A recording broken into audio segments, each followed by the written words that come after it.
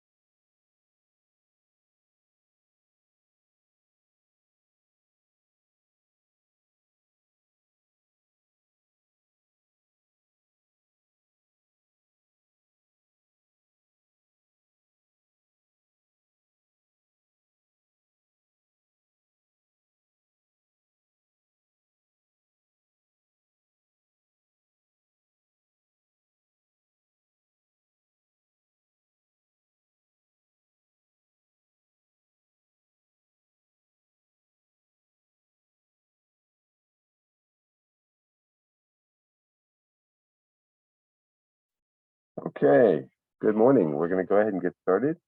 My name is David Orr. I'm the director here with the New York State LTAP Center, the Cornell Local Roads Program. If you're wondering why I'm wearing a mask, well, I decided last week I'd see how COVID worked out. It didn't. It's not very fun, at least the version I got. And so far, though, I have not transferred it to the wife. I've been living in my craft room, and I've gone this long. I'm in the end of the quarantine period, so I'm doing what I can to keep her healthy and get myself better. I don't recommend it.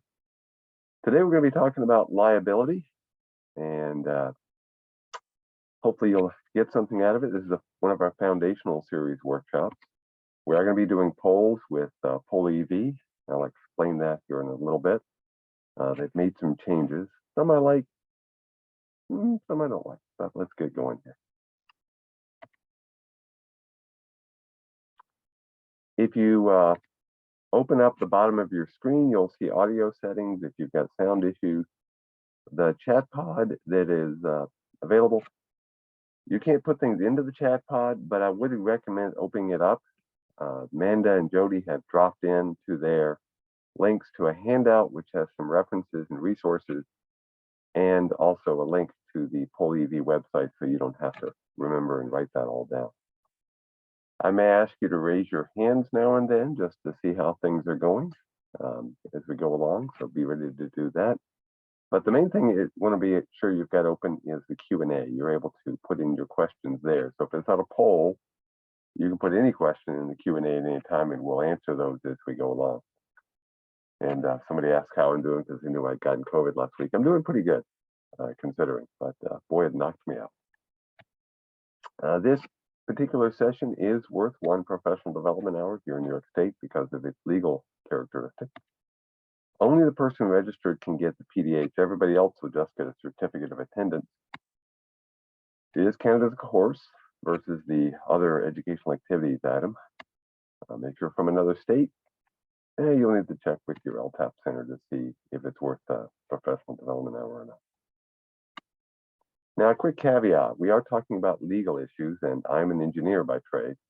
So while I know a lot more about the law and liability than I ever thought I would when I got out of college, it's just something to keep in mind. I'm not doing anything from a legal standpoint. I'm really doing it from the engineering and managing standpoint to try to keep you from having to deal with the legal liability side.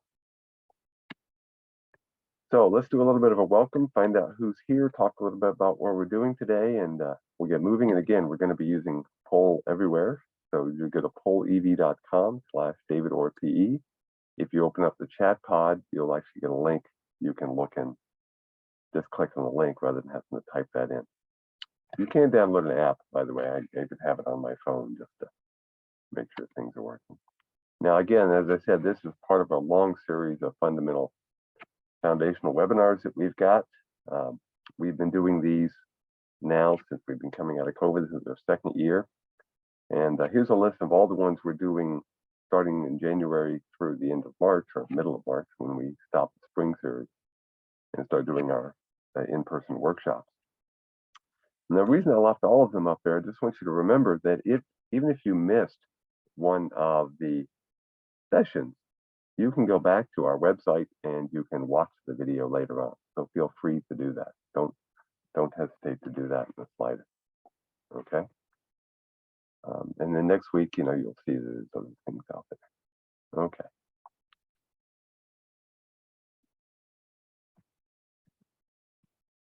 So this particular session is on liability.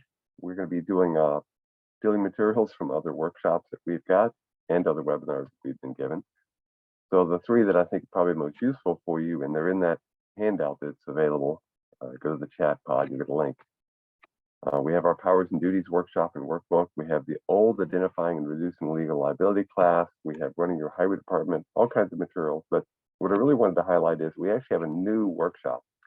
And a lot of what I'm talking about today comes from that new workshop. The working title right now is Limiting Liability. And we will have a new workshop, a new workbook, all that fun stuff. You'll notice in the handout, there's no links to that because we don't have it finalized yet. So watch this space and we'll get that out to everybody via a link. And you could, of course, come to the workshop itself. It's being offered all over New York State this spring in the dark green spots. And then this fall, we'll be doing the light green spot. And we will continue to have it rolling around the state. So it should be within an hour of everybody. But if not, you could always ask for it after we get the first cycle. We'll be doing that. Okay. So I want to start and find out who's here. So let's, I've already activated this one. So a few folks got ahead. So do you work for a town, a county, consultant, state and federal, things like that? Again, some things I like about Poll EV, for reasons I don't know why, they put them in highest order. So we have a lot of consultants today. We have quite a few folks who work for counties, cities, towns, states, and then of course a couple of honest folks who work for the weekend. Okay, that's useful. And we'll actually come back to this particular one later on. Okay. So what is your job? Now, again, you don't get to see the listing here, but are you a highway superintendent or an engineer, administrator? And if you can't access that, you could put it into the Poll EV, just put your title in there. You could type in engineer or highway superintendent or something like that, or the letter if you see the letter that's up there. And again, we have a lot of engineers on today, probably because of the PDHs, but that's okay. Okay, highway superintendents, quite a few. And then none of the above. Okay. And how long have you been in your current role? And this is ranging from less than a month to more than 20 years. Again, just helps me figure out what your experience level is. 5 to 10 is dominating today. Very interesting.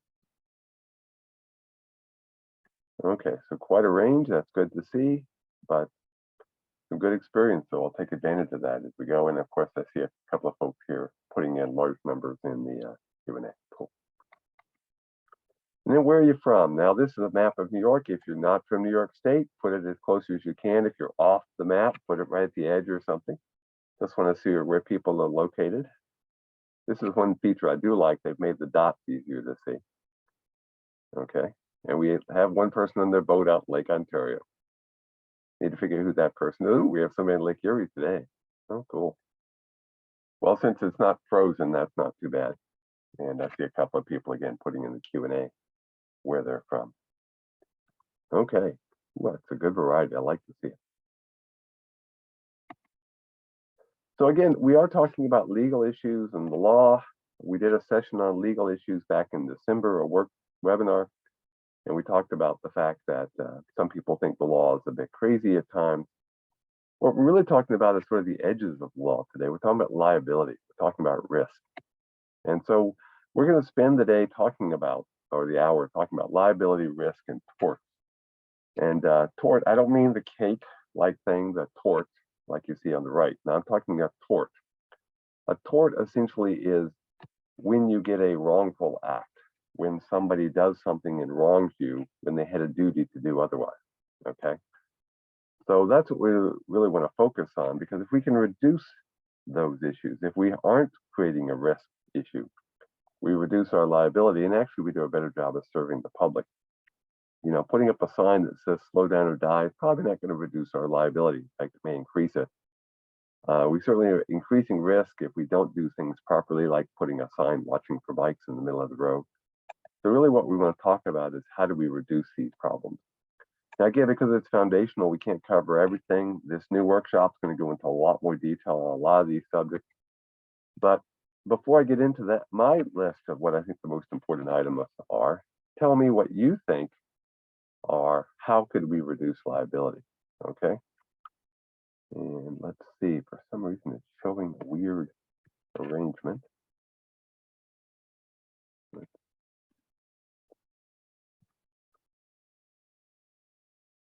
There get responses.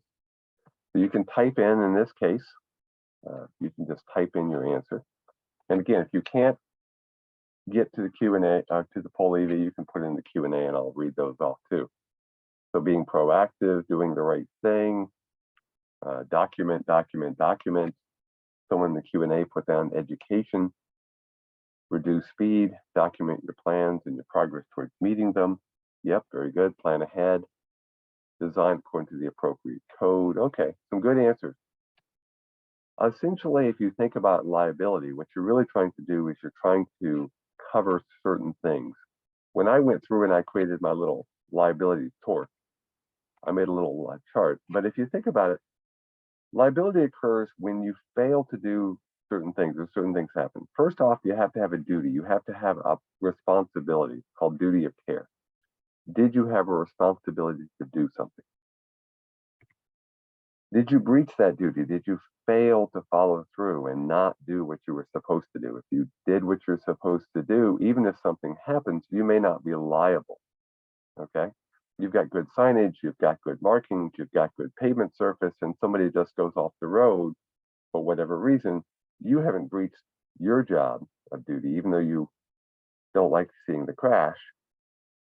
That's not a liability issue. There does have to be causation. There has to be a relationship between what you've done or not done and the incident itself. And then, of course, there has to be actual damages.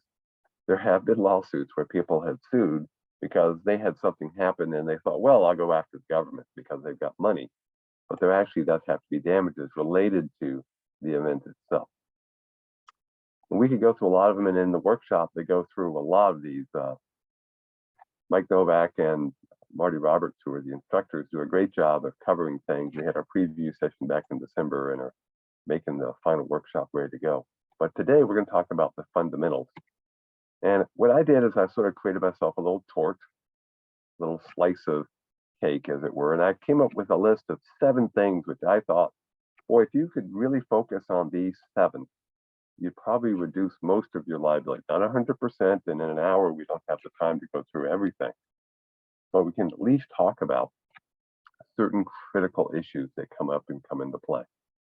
Okay, so we're going to talk about duties, records, trees, and other things, right-of-way, drainage, notice, and we're going to end a little bit with safety culture, because that turns out to be a pretty important item to reduce your liability. Okay, so what I want to do is I want to start with our duties. Okay, now what is the responsibility of the highway department? Just put in one word.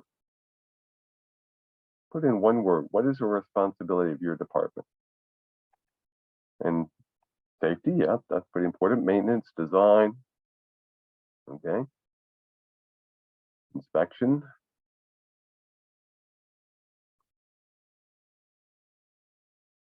These wordles are always fun. Sometimes people get very specific, you know, write things like plowing.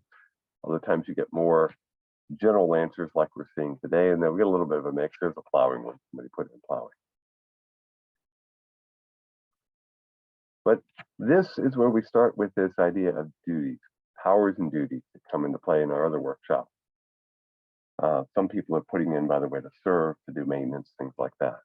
But the key is there a duty for you to meet that then could expose the agency or yourself to liability? Now, one way to think about this is make yourself a list, not of the general things like safety and maintenance, but specific things: mowing the grass, maintaining bridges, plowing snow, putting up signs, making sure they were active. Make yourself a list of all the things you have to do, the requirements, okay? These duties are the things that could lead to liability later on. Now, where do you get a list of all the things that you're required to do? Well, every place has its own list. Here in New York, the place I usually send people, if they're with a town or even a county, I start with the Red Book, the Office of the Town Highway Superintendent. Absolutely great starting point. Surprisingly valuable even for county roads and even for villages to some extent, has a good list of the things for highway agencies. There's a similar one for villages. It's not as comprehensive, it's more general. But the idea is make yourself a list of the things you're required to do. And of course, you could have to look at the law. And of course, there's case law that goes with that. And we could spend a whole hour just on case law issues. McKinney's Consolidated Laws of New York is one I would definitely have in your library. You can always go down to the county clerk's office to look at a copy of it, because you're never going to hold the whole thing, but maybe buy the one that's most important to you. If you're with a village, you buy the village law section. If you're with a town, you get highway law. Again, the critical ones, or at least know where you can get a copy and look at them. And it is important you don't look just at the law. That's available online. The case law itself is pretty important, as we'll talk a couple of times. Now, before I go too far with duties, you're going to make your list of things you have to do. I want you to understand there's a lot of things we do that are non-delegable. What that essentially means is just because you hire a contractor or you have a different agency that's helping you out, maybe snow plowing or working on a different project or something like that, there are things you are required to do for your agency. You can't delegate those to somebody else. If you hire a contractor or you hire another municipality, you still have the responsibility to make sure the work is done properly, and you're still liable if it isn't done that way.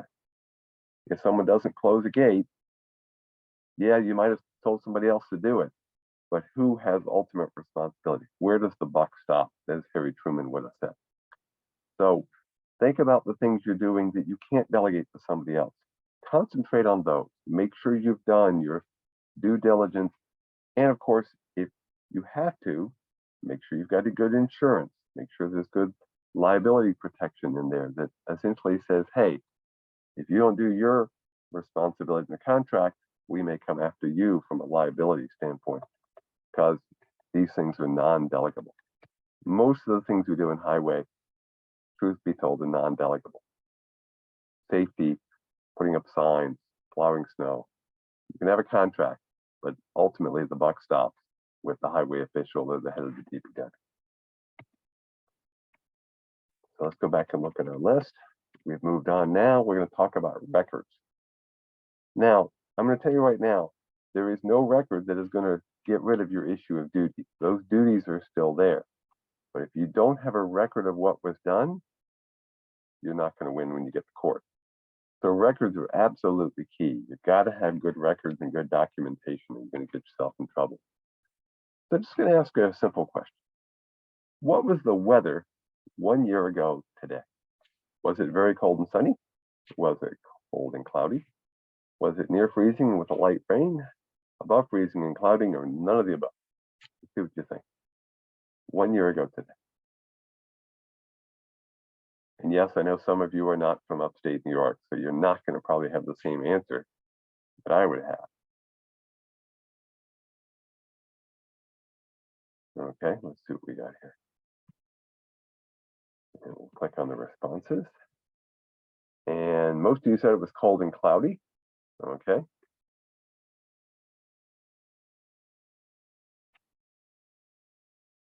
We have a range. How do you know? And this is the kind of thing that's really important to have good documentation, because these are the kind of things that are going to come up. Lawsuits can take not just 1 or 2 years, but they can take multiple years to get to court. It can take a long time, and if you don't have good documentation, it doesn't matter. Okay. Oh, I like this answer. I was on a cruise in the Caribbean. Yeah, that's good. But the idea is you've got to have good records. Now, a great question that's in here is it okay to use electronic documentation rather than paper? Absolutely. There's a myth out there that, oh, I can't use electronic documentation. No, you can use electronic documentation. But you need to have good backup systems and make sure the backup systems work. And make sure you've got a way to recover those. So once in a while, it's probably not a bad idea to actually check to make sure you can read those electronic documents that you've got. You know, PDFing documents and putting them in the storage is great, but make sure you have a good backup system because you do need to be able to record those and find them. And by the way, it was cold and partly cloudy, mostly cloudy, depending on how you define it. So B was probably closest to the truth. You guess that for upstate New York, you're going to get pretty close most of the time. So one of the things that I recommend if you're a highway official, especially, and you certainly want to do this on major jobs, is keep a log. Not a log like this, but an actual log where you write down today's weather, what work was done, what you saw. One of the most critical things to do in your daily log, by the way, is to write down what was good. If you come down a roadway that has no problems, all the signs are up, well maintained, document that. If you go out and look at the end of a culvert pipe and it's clear and you had to go out 35 feet, document that. Write down the good stuff as well as the bad. Don't just document, oh, this wasn't working. That can actually help you later on when you get to court. So you definitely want to have a log. Absolutely critical for a highway official or a head of a DPW to have a log. And then the other thing is you want to make sure you've got good records. Okay, and I'm not talking about these kind of records, though. Those, you know, some people can actually hear the difference. I can't between the CD and a record. But let's just ask, give me some examples of some records. And again, I will see what people have put. Give me examples of records in your department. Inspections, pictures, your daily log, your crew reports, inspection reports, yep. Emails, yes, emails are a record. There's a whole bunch of debate about that and legal issues about that. In fact, legislators who have passed laws that allow them to delete emails. Be interesting to see how that matches up with sunshine laws over time, but that's an issue for a different class. Okay, let's just look at the list of things that are popping up here. Maps and records and notes. All of these things come into play. They're all examples of things that we need to keep records on. And like it or not, we have to keep lots and lots of records. Good records are important. Make sure you put them date on everything. Make sure you put in good information about where you are. I've come across records that had no information about the road they were on. They were surveys. Well, that means you can't throw them away, but they don't do anybody any good. So be absolutely sure you've got good records. And of course, one of the most important records are our public interactions. Some people call them service requests, some people call them complaints. But the big key is when you have public interactions, you need to document those interactions. Some of them become official records, and we'll talk about that when we get the notice here in just a few minutes. Some of them are just reports, but that public interaction can make a big difference. And if the public feels like they're getting good information back, they're probably going to be okay with you. If they feel like they've got a phone stuck on the side of a tree that connects to nothing, well, probably not the best public interaction, okay? So we really need to document that. Of all the things we do, I'd say that's probably in the top of the list. Now, you may have heard of something called a FOIL request, the Freedom of Information Law. Some people call it the Freedom of Information Act.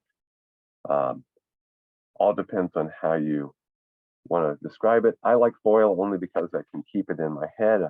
A FOIL request essentially is a request to look at the official records. Now, not everything is in a FOIL request, and in the full workshop, if you want to go to that or get the workbook, you'll see there's things that are exempted. Certain issues with contracts, certain issues with personnel matters. But most of the records we keep are available under a Freedom of Information request. Yes, there's formal processes, and yes, they're important to have in place, but sometimes we get so worried about that we don't really just think about what is the right thing. The thing you've got to realize, if someone makes a request for a public record, you have to at least respond and say, no, that particular thing is not covered, or we don't have it, or whatever. Not responding is considered denial, and you can't deny. You have to give a reason why you weren't denied. Okay, so it's pretty important. The thing about it is, with Freedom of Information Act, is you can charge. There is a way to do that for the time and the cost if it becomes something that's just a burdensome task in terms of available time, because you have other duties that you've got to do. But something to keep in mind is there is a legal way for people to get information. Okay. And now somebody has a question here, and it's a pretty good question, is if they're doing an inventory of their record and they come across having cracked signs, for instance, or signs that are damaged when they're doing an inventory, what do you do about that? Well, you got good timing. We're going to talk about that when we get down to the session on trees here and in the right of way. So don't leave that question. We'll leave that one open so I don't forget to answer it later on. So let's talk a little bit about trees. Now, I put trees in my little tort that I'm doing, but that, truth be told, it's more than trees that we're looking at. I really want to look at all of the things on the side of the roadway, not just trees, but slopes and utility poles and guide rail and all kinds of things on the side of the road. So I said trees, and there's a reason for trees we'll talk about here in just a second, but really we're looking at everything on the side of the roadway, okay? So here's the reason why trees are so important. If you could keep people in their lane, okay, so they stay in their lane, that is one of the safest things we can do. So really, we then eliminate most of the crashes that are going to occur are going to be at intersections, or we have interactions with pedestrians or bicyclists. 41,000 people were killed last year on the roads around the United States. It's a 30% increase in the last 4 years. COVID didn't help us there at all. But the thing we're going to do is we want to keep people in the roadway. But if they do leave the roadway, one of the most dangerous things that can happen is the vehicle flips over, overturns, hits another vehicle coming the other direction. That's why we like rumble strips, or they hit a fixed object. That's 41% of the roadway departure fatal crashes. And of course, the most common thing people hit are trees. And not quite half, about 40, 45% of the fixed object collisions occur with trees. But the big thing is, whether it's a tree or a utility pole or even just a steep slope, the key is think about it from the standpoint of what would be reasonable. What is your duty of care? What is your responsibility? Now, why do trees become so dangerous? Well, let's see if my video will work here. Let's see how this. These are some simulated tree tests that were done in Europe. And I've put in the speed in miles per hour just to show you. You hit a tree at 30, not going to be good. You hit it at 43 or 55 miles an hour, well, the chances of walking away, pretty much zero. So hitting a big tree, this is a simulated tree that's about 18 inches in diameter, that's pretty much going to be fatal. So we really want to think about the dangerous trees that we've got out there. And when you do take trees down, take them all the way down. A stump is one of the most dangerous things that we have to deal with, because of course now it's a fixed object and people may not see it. They surprisingly can see a tree, but a stump, sometimes they miss. This one they may not miss, but if they do hit it, it's going to be a really bad day. So what could you do about tree safety? And I'm actually going to clear these responses. I thought we cleared them all. I'm going to let you put new ones in. What can you do about tree safety? And again, if you want to put it into the Q&A because you're not able to access PolyV, feel free. You can clear them, remove as needed, and that's key. We're not going to remove all the trees. There's a myth out there about, oh, we're going to remove everything to a clear zone, which we'll talk about in a second. But you want to get rid of the trees that are the most likely to be hit, that are the most dangerous. Okay, but once you decide to remove them, take them down and flush. You do not want anything above 4 inches. And truth be told, smooth is better because there's more control. So I like clearing and grubbing the stumps down. Okay. You want to look also for limbs that have got problems. You want to look for dangerous trees that are getting old. Having a program, having a plan in place is really key. And we'll talk about that in just a second. Okay. Now, in terms of our duty of care, what our responsibilities are is we have to have a roadway that meets a standard. If you don't have a standard for your agency, you can get in trouble. So I'm going to come over here. I'm going to remove the Q&A. I got to do some odd things here. Go to the list. Okay. So what I want people to do is if you have a roadway standard that you've adopted for your agency, please raise your hand. Raise your hand if you've got a standard that you've adopted for your agency. Let's see how many people we get that raise. We got 115 folks online. I know about half of you are consultants. So if you're a consultant and you work for a municipality, do they have a standard? Do you know that? Okay. I would hope most of you would raise your hand. If you aren't raising your hand, the problem you're going to run into is now you're going to be held liable for somebody else's standard. You really want to have a standard that you've adopted, that you feel comfortable with, that you would be willing to support. So it's pretty important. I did see someone put a yes in the Q&A if they have a standard. That's good. You want to have a standard you can support. We have some on our website for lower volume roadways. We actually have a workshop that we'll be holding over the summer that we'll be talking about that. But the key is you need to have a set of standards. You don't want to be held to a standard which you may not be able to meet. If you work for the state DOT, you're going to be following the Highway Design Manual, which comes from the AASHTO Green Book. But if you're working for a small village or a town, do you really want to meet the same level of standard that you'd see on a state highway? That may not be needed. But the key is once you've adopted that standard, you have to follow through because now you set yourself up with a duty and a level of service that you're going to be providing. So keep that in mind. Once you've adopted the standard, it protects you, but then you have to follow through. Okay. Find my mouse. Now, I'm going to just mention this. It's a different class on traffic safety that we've done and the workshops that we've done. But part of the reason we're doing all of this isn't just liability, but safety. What we're trying to do is have good standards, good maintenance, to make it where if somebody makes a mistake, they don't walk away with a serious injury or worse, don't walk away at all. That's the idea of something called the safe systems approach. It not only reduces our liability, but it makes everybody safer by having essentially less chances of a crash, or if it does occur, it's less severe. And of course, if it's less severe, there's less liability. Okay. Now, someone asked this question earlier, and I had a slide on it, so timing was good. It's something called qualified immunity. You may have heard the term.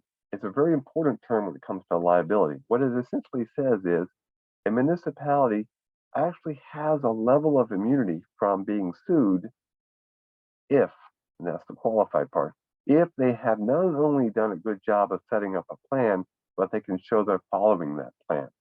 So the question that was raised in the Q&A about doing an inventory and condition rating and noticing certain signs have problems, that's actually okay. There's a myth out there that if I find a problem, oh, I'm going to get sued. Actually, if you find a problem and have a plan to fix it, you gain some qualified immunity. The key usually gets people in trouble is they have a plan. They say they find they've got 800 signs, and they find that 50 of them need to be replaced. So they set a plan to replace them, and then for some reason they don't follow through. Budget issues, other priorities. The key is qualified immunity only works if you document your issues and you have a plan to fix those issues. And that's probably the biggest thing, more than anything else, in terms of what do we do when we have limited budgets? We make plans, we set plans up that we can follow through, and we're in better shape. And that's why asset management is so important, because it can be used as part of your qualified immunity defense. That you can upgrade your signs, your culverts, your rail, your roads. Okay, so keep that in mind as we move forward. Now I'm going to finish our little section here on trees and other issues with clear zones. Okay, most of us see here this isn't too bad a looking on a rural roadway, but again, notice if we look to the left, there's some stumps there that you couldn't see when we were further out. So you want to have something called a clear zone. A clear zone does not have to be 30 feet. Everybody says, oh, that's 30 feet. That's what we have to have. Well, that was developed based on some testing that was done at a test track by General Motors, that they found that vehicles that went off the roadway at the test track would stop within 30 feet. And on the interstate system, 30 feet is probably a good standard. But on a rural system, less is not as bad idea. The key is it comes down to risk. What level of risk you're willing to take and what's consistent. A consistent clear zone is probably more important than anything else. Maybe a little bit more on the outside of curves where people tend to go off, places where you want better sight distance, better at intersections, things like that. Okay, so example here, I want you to mark, this one is pretty cool. You can actually click on this picture and tell me where the edge of the clear zone is. And while y'all are doing that, somebody can, go ahead and let you can see the responses. What about the ditch? Well, a ditch is part of a clear zone if it's traversable. Like this particular ditch is actually traversable. It's on a state highway here in New York. And you can see it's well all over the map of what the clear zone is. The ditch itself would be traversable, and you could actually go all the way through on the other side of that ditch. The clear zone means there's nothing that's going to cause a serious crash. There's nothing you would hit that would cause the vehicle to roll over. A steep ditch would not be part of a clear zone.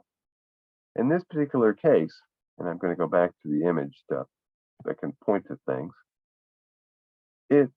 Normally the clear zone on this would be way out to at least that sign that says Fritz Farms, and if the sign was crash worthy, you could even go further out into the field, not have anything that would cause the vehicle to have a serious crash.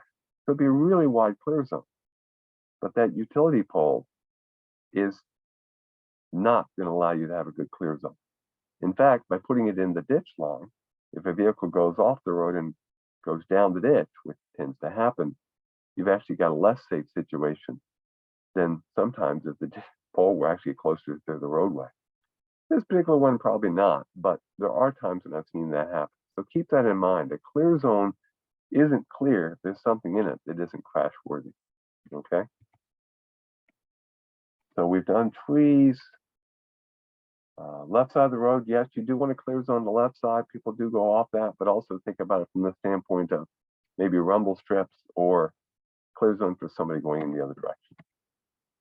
So let's talk a little bit about right-of-way. Right-of-way and clear zone are related to each other. They're slightly different. Now I want you to mark the edge of the right-of-way. Now assume this road is a road by use or a street by prescription. What do you think the edge of the right-of-way is? This is pretty good. Quite a variety here. And of course, because of the way the laws are written here in New York State, you could all be right. If there's a deed, if you get a piece of paper that defines the right-of-way, that becomes your right-of-way. But if not, it becomes a road by use or a street by prescription, and the width can really vary depending upon other factors. Probably not in the middle of the paper. So the right-of-way in New York State, if there's a piece of paper, a deed, or an easement, proper easement, that'll define the right-of-way. But for 90% of the town system, a lot of the village system, and even the county system, we have something called roads by use or streets by prescription. In that case, the right-of-way is driven by what has been used and maintained. So the right-of-way in this particular case is probably just the top of that little small swale ditch that was put in. Doesn't even go up the bank some. Certainly doesn't go beyond the beginning of the trees. Now, if you have a deed, that's great. A deed is first choice. I'd prefer a deed in most cases. You can go down to the county clerk's office and see what the deed says. An easement could be a temporary or permanent easement. A temporary easement protects you from making sure everybody knows what's on board.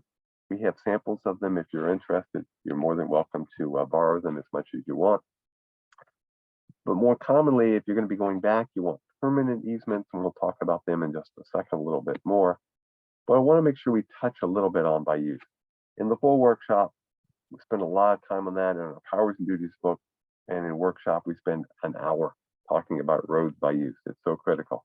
And that McKinney's that I talked about earlier, the law is one paragraph in town law, highway law, and one paragraph in village law for roads by use and streets by prescription. So two paragraphs that read very similar.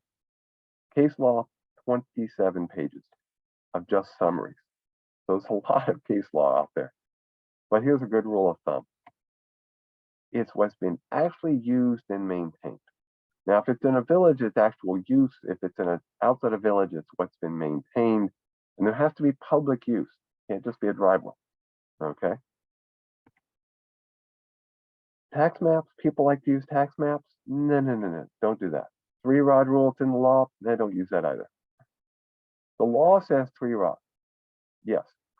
But the law is overseeded by those case laws from the courts. It essentially says, yeah, the law says that, but you got to pay for it. And if you don't want to pay for it, you don't get it. So it's what you've used and maintained for a period of 10 or more years. Now, I'd prefer a legal easement, proper legal easement that's been surveyed and it's written down and you've got good documentation. That's a much better thing to have because then everybody is on board. But we have a lot of roads by use. And of course, if you let a tree grow back up, guess what? Your road by use or your street by prescription, you're back to having a narrow roadway. The right of way here is the front of that tree. You might have thought it goes all the way to the fence line. Nope. Once that tree gets dangerous enough to where it's a fixed object, about 4 inches in diameter, it's no longer considered in the right of way. It's outside the right of way, and your road by use gets a lot narrower. And it only takes 6 years, by the way, for the roads to revert back to the landowner, who probably owns the center line of the road anyway.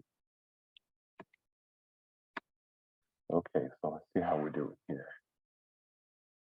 Somebody wants to know about a temporary easement form. That's in our drainage workshop manual. And by magic, Amanda and or Jody will drop it into the chat pod here in a couple of minutes. So make sure you've opened your chat pod up. If the deed places a right of way to the fence, we'll go back here, then that's the right of way. Remember, if you have a piece of paper, a deed or an easement, that controls. If you don't have a piece of paper, that's when the road by use or street by prescription issue comes into play. So the key is, do you have a piece of paper? If you do, that controls. And those pieces of paper need to be filed at the clerk's office, preferably the county clerk. There are some exceptions. It could just be the town or village clerk. I would recommend anytime you file something, file the county clerks as well. Better to have a backup copy. Okay.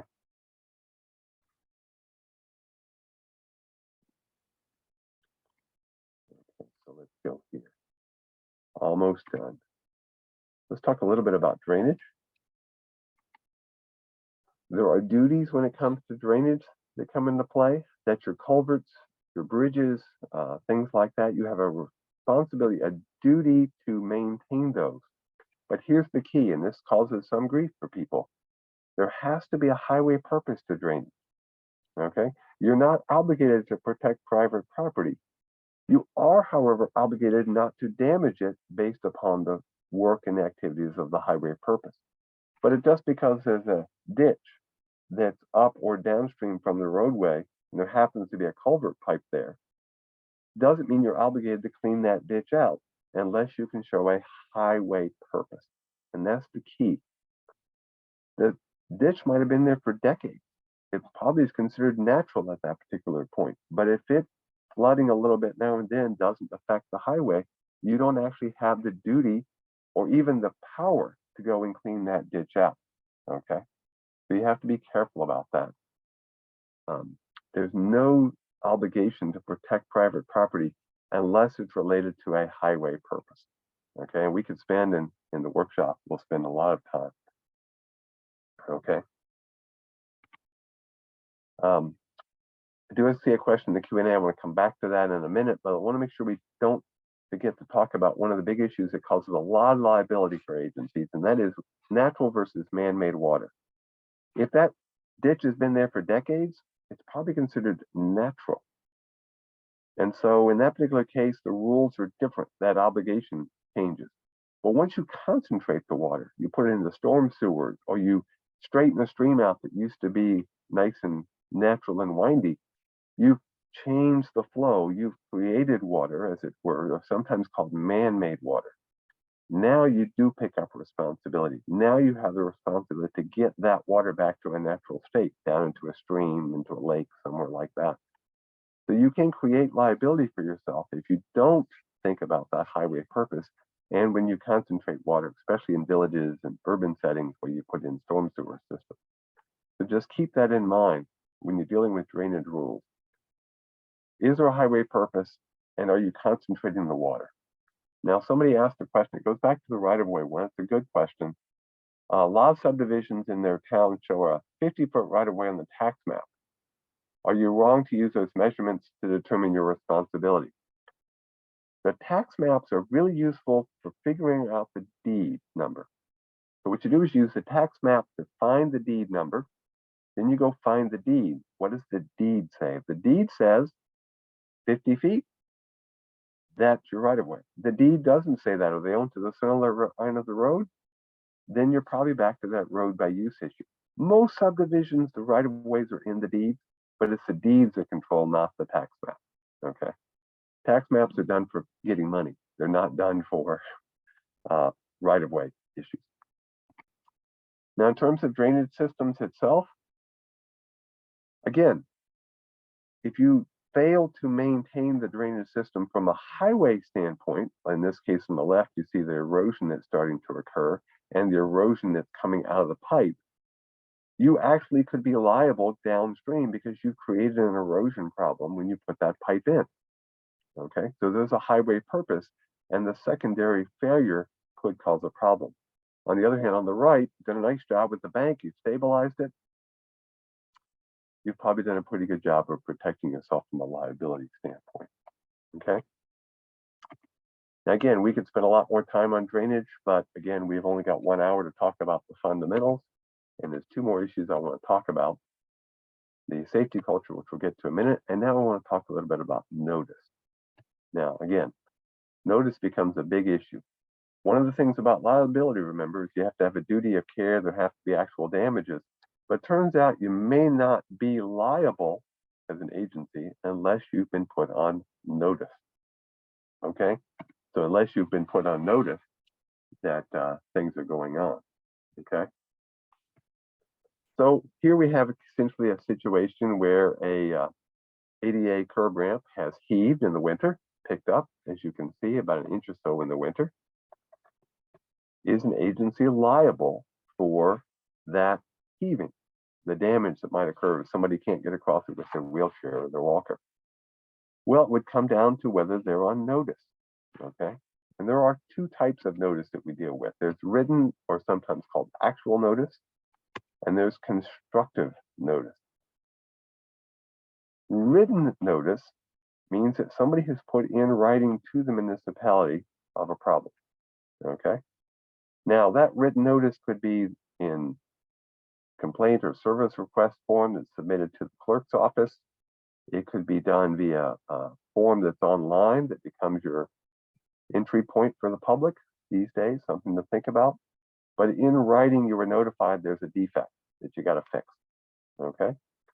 Constructive notice comes about because, well, you should have known about it. If, for instance, this particular curb ramp were right next to the highway department or the DPW facility and had been there for 6 months, you probably would be under constructive notice because it's something you should have noticed on a regular basis. If it's there long enough, you're under constructive notice. If you built it and it already had that defect in it, you're under constructive notice, okay?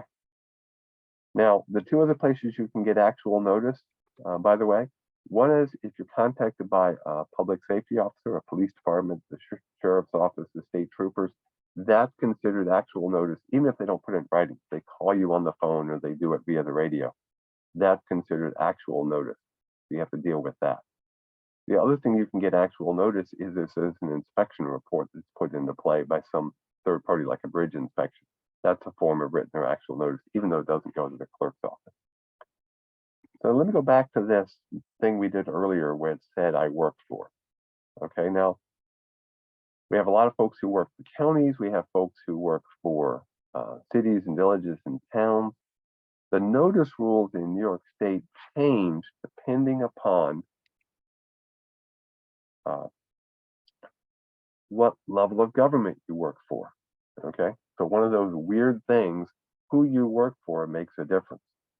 So for instance, villages, they get complete protection from written notice rules by state law. So you don't have to do anything special. You've got all the protections that you need for written notice. Somebody has to put things in writing for you. Counties, there's only limited things they can do. They get some protection from snow and ice issues, but generally don't get much protection from written notice. So you may be on notice, not even realize it. Towns, you can get that written notice protection where people have to put things in writing before you're liable, but the town board has to take proactive action, pass a local law to get that protection. It's available, but it's not there by default like it is for villages. City, it depends on the charter of your city for what will happen. And then the state has its own rules completely. And I have no idea about the weekend, what that does. Okay, so let's finish up our discussion today to talk a little bit about safety culture. Okay, of all the things we can do that would reduce our liability, that is something we need to think about, and that is making sure we think safety first. If we have a good safety culture, and that includes wearing our PPE. The person who sent this picture in has noticed his picture there a few times. He's wearing the hard hat, doing work, tree limb hit the hard hat, punched a hole in it, but it kept that person from having a concussion. So the PPE did their job. So having a culture where people wear the proper equipment, wear it properly, and get rid of it when it's damaged, absolutely critical. Versus these, I hate to say it, engineers who decided, oh, we don't need to wear a hard hat when there was a big rock slide, because if one of those big rocks comes down, it's going to crush us. It wasn't the big rocks that were the problem. It was the little pebbles that kept coming down. That, yeah, they were only maybe half an inch in size, but if they hit you in the head, it could cause a concussion or worse. Having a culture of good safety really does make a big difference. Not only reduces your liability, but again, gets everybody to walk home every single day. And that should be the driving thing. So when it comes to safety culture, that's pretty important. So let's just ask, who sets the hard hat policy for your agency? And you can check, by the way, as many of these as you want. You're not limited to one. Who sets the hard hat policy?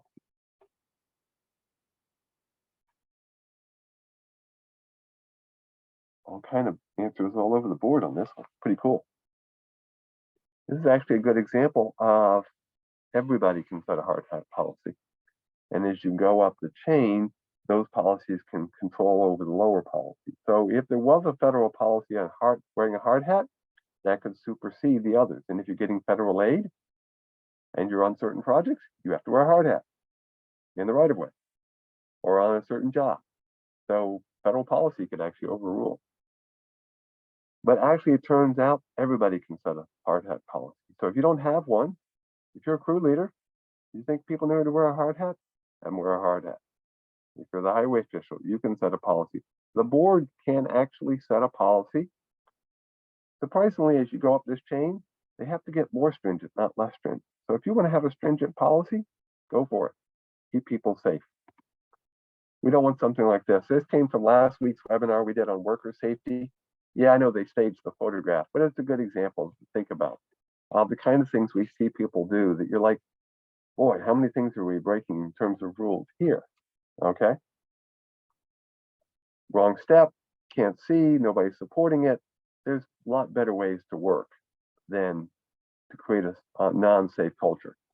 The one I'd like to see always is, look at the chair behind the ladder. How many times have we used a chair like that? That's got a rolling wheel and we stand on it to do something. Oh, it's just a second.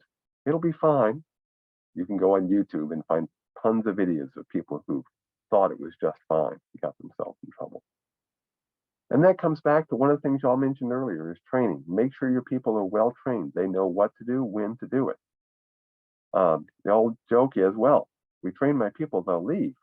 Well, yeah, but what if you don't train them and they stay? So make sure people are trained. That can reduce your liability. Again, if you've got good records and you're showing people are getting well trained. So again, how do you train yourself and your crew? So again, give me some examples of how you train yourself and your crew. You can do workshops. Yep.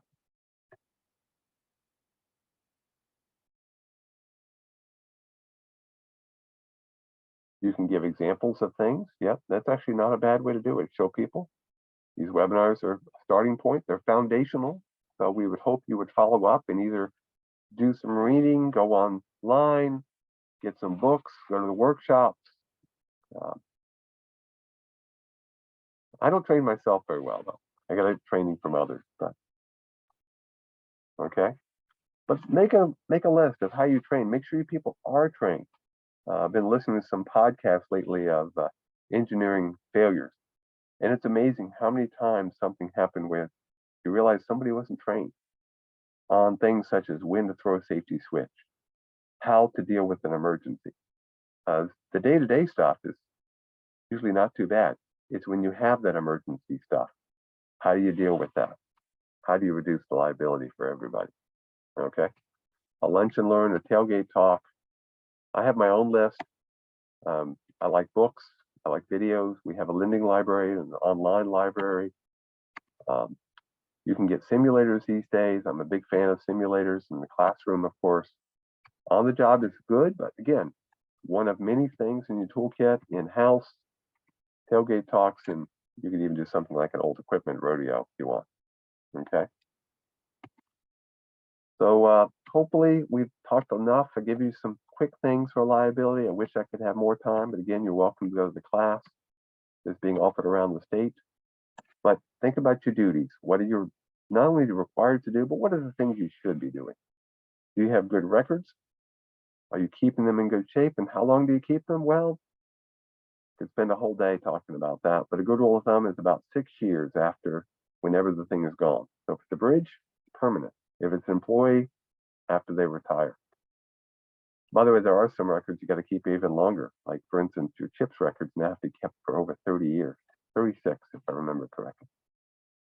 Trees and other objects, don't let them get where there can be a safety issue. Know what your right of way is. Deal with your drainage. Make sure you have good notice and you have a good safety culture. So one last chance. What are some other ways to reduce liability?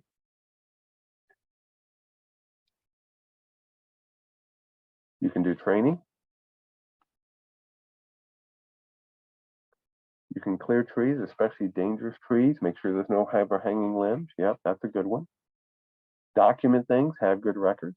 Okay, both in the Q&A and then the on-screen stuff. Okay. You can do good inspections. You can have a plan, and that's key. Having a plan and make sure you follow that plan. You don't get that qualified immunity if you don't have a follow-through in the plan. Having a plan that sits on a shelf doesn't do anybody much good. So make sure you have a plan and you follow through. Document what you've done. Keep it simple, though. I'm a big fan of the KISS system. Okay. So good. Some good examples. Think about that, and hopefully we will see you on the road at one of our workshops. Okay. And always be prepared for the unexpected, because especially when it comes to roads and issues like that, you never know what's going to happen. You know, somebody had said to me 12 days ago, "Hey, Dave, you're going to get to spend a week in your craft room." No, I don't think I would have believed you, but always be prepared for the unexpected. And it's those things that can come back to bite us if we're not ready for it. So with that, again, we have more foundational webinars. We have our upcoming workshops. Next week we have work zones. Some of these are worth PDHs, the ones with stars, and we'll go from there. Everybody have yourself a great day, and I thank you. And again, if you have any questions on any of this stuff, or you have any questions on the resources or anything, go to our website, which is NYSLTAP.CLRP.cornell.edu, or just search for any of those phrases, they'll come up, or send me an email. Be glad to answer it. And everybody have yourself a good day. Take care. Bye-bye.